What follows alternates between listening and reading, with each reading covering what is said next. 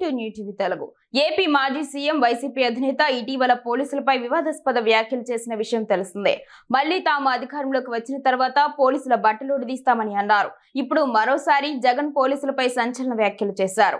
పోలీసులను కూటమి ప్రభుత్వం వాచ్మెన్ల కంటే ఘోరంగా వాడుకుంటుందని ఆరోపించారు. ఉమ్మడి కర్నూలు జిల్లా వైసీపీ నేతలు కార్యకర్తలతో జగన్ సమావేశమయ్యారు. ఈ సందర్భంగా రాష్ట్రంలోని చంద్రబాబు ప్రభుత్వంపై తీవ్ర విమర్శలతో విరుచుకుపడ్డారు. ముఖ్యమంత్రి అన్ని వర్గాల వారిని మోసం చేశారని దుయ్యబట్టారు. హామీల అమలు పాలనలో చంద్రబాబు పూర్తిగా విఫలమయ్యారని విమర్శించారు. కూటమి ప్రభుత్వం ఇప్పటికే 2 బడ్జెట్లు ప్రవేశపెట్టినా హామీల అమలు జరగలేదని మండిపడ్డారు. టీడీపీ నేతలు ప్రజల వద్దకే వెళ్లి పరిస్థితి లేదని ఎద్దేవా చేశారు. రాష్ట్రంలో రెడ్ బుక్ పాలన కొనసాగుతుందని జగన్ ఫైర్ అయ్యారు. ఈరోజు జరుగుతూ ఉన్న పరిస్థితులు విషయాలు కూడా మీ అందరికీ కూడా తెలుసు. రెడ్ బుక్ రాజ్యాంగంలో ఎలా జరుగుతూ ఉన్నాయన్నది కూడా మీ అందరికీ కూడా తెలుసు. చంద్రబాబు నాయుడు గారు అనే వ్యక్తి ముఖ్యమంత్రిగా ఉన్నాడు. మామూలుగా ముఖ్యమంత్రిగా ఉన్న వ్యక్తికి ఒక హుందాతనం ఉంటుంది. ఈ మనిషికి ఆ హుందాతనం లేదు.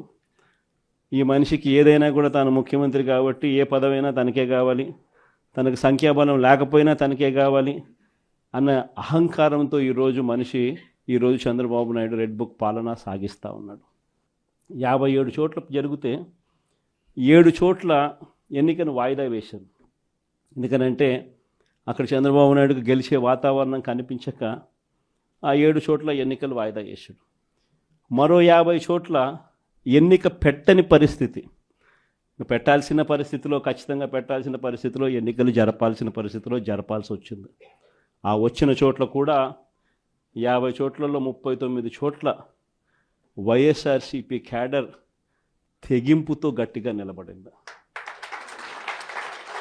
నిజంగా ఆ తెగింపు వైఎస్ఆర్సీపీ క్యాడర్ చూపించింది కాబట్టి చంద్రబాబు నాయుడు గారు ఏమీ చేయలేకపోయాడు.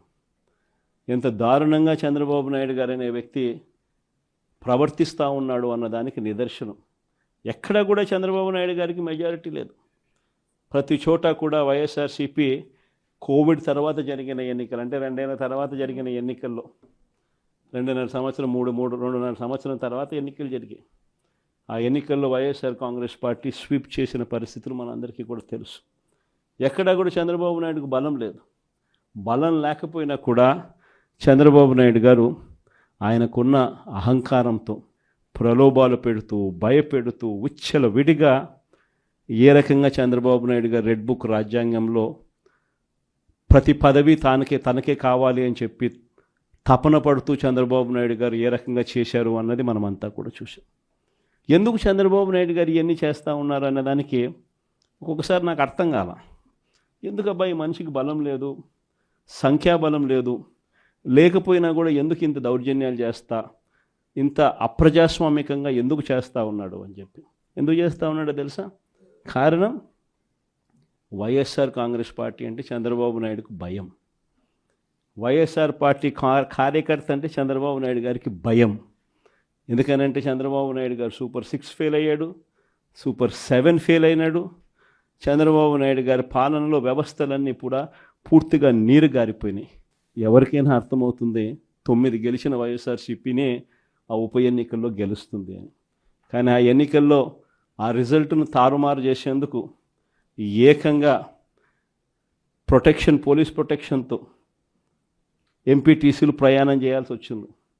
మా ప్రాణాలకు ముప్పు ఉంది, మాకు భద్రత కల్పించని కోర్టుకు పోతే కోర్టు పోలీసు భద్రతతో వారిని ఎలక్షన్ హాల్లోకి తీసుకొని పోమని చెప్తే ఈ పోలీసులు ఎంత అన్యాయంగా తయారయ్యారంటే పోలీసులే ఈ ఎంపీటీసీలను బెదిరించే కార్యక్రమాలు సాక్షాత్తు పోలీసులే చేపట్టారు. రామగిరికి సంబంధించిన అదే మండలానికి సంబంధించిన ఎస్ఐ వీళ్ళ వెహికల్లో ఎక్కుతాడు. ఎక్కి ఈ ప్రతి ఎంపీటీసీలతోనూ వీడియో కాల్తో ఆ పక్క ఎమ్మెల్యేతోనూ ఎమ్మెల్యే కొడుకుతోనూ మాట్లాడిస్తారు. వాళ్ళు భయపడిస్తారు. మీ ఇంట్లో మీ అమ్మ మీ నాయన ఇంటికి రావాలంటే ఖచ్చితంగా ఎంపీటీసీ ఎలక్షన్లలో వాళ్లకు అనుకూలంగా ఓటేస్తేనే జరుగుతుందని బెదిరిస్తారు. అయినా కూడా మన ఎంపీటీసీలు ఎక్కడా కూడా తలగ్గకపోయేసరికి ఎలక్షన్ టైం దాటిపోయేదాకా వాళ్ళని తిప్పుతూ ఎంపీడీఓ కార్యాలయానికి తీసుకొని పోకుండా కోరం లేదని ఎన్నిక వాయిదా. తర్వాత వాళ్ళందరినీ పెనుగొండకు తీసుకుపోయారు. అక్కడికి తీసుకొని పోయి అక్కడ వాళ్ళందరినీ బైండ్ ఓవర్ చేసే కార్యక్రమం వీళ్ళు చేస్తారు.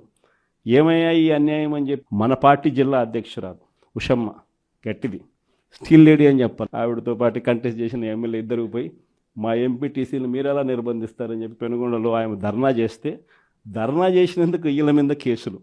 వీళ్ళు మా పార్టీకి సంబంధించిన మా ఎంపీటీసీలకు తోడుగా నిలబడేదానికి వీళ్ళు పోతే వీళ్ళ మీద కేసులు పెట్టి అరాచకం సృష్టించే కార్యక్రమం.